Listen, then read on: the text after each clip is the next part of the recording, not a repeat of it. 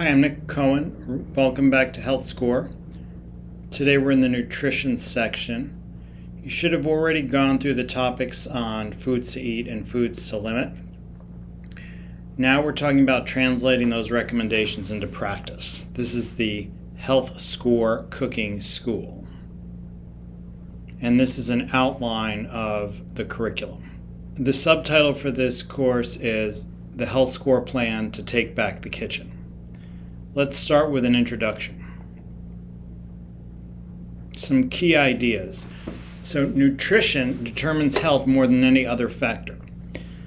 More than any other genetic factor, more than the delivery of health care, more than socioeconomic status, more than tobacco, more than physical activity, more than emotional health. The food we put in our body 3 or more times a day has more influence on our health than any single other factor. So what we eat every day is very important. The next point is that nutrition has been undermined by relying on the marketplace to feed us. So if you look at industrialized societies, while they've cured the things that used to kill us, like disease from infection, we are now dying of chronic diseases of lifestyle. If you look at what kills Americans, it's heart disease, it's cancer, it's diabetes. If you look at what causes heart disease, cancer, and diabetes, it's processed food, it's added sugar, it's overconsumption of calories, largely because of a marketplace that's saturated with cheap processed foods.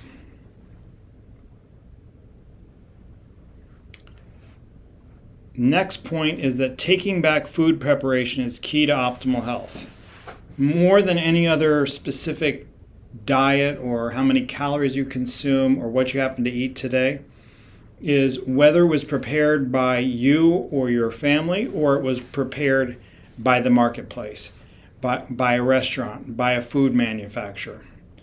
That makes the key difference for the quality of the food you're putting in your body, as well as the amount of food you're eating. And finally, following routines makes food preparation feasible.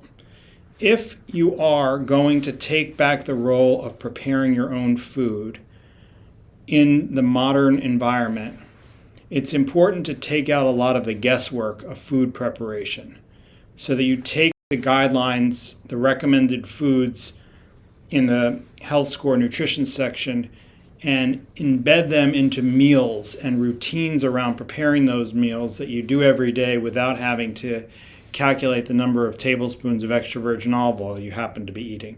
But knowing, because you've established a meal pattern and routines around preparation of that meal, that you're consistently getting the recommended nutrients at the recommended amounts.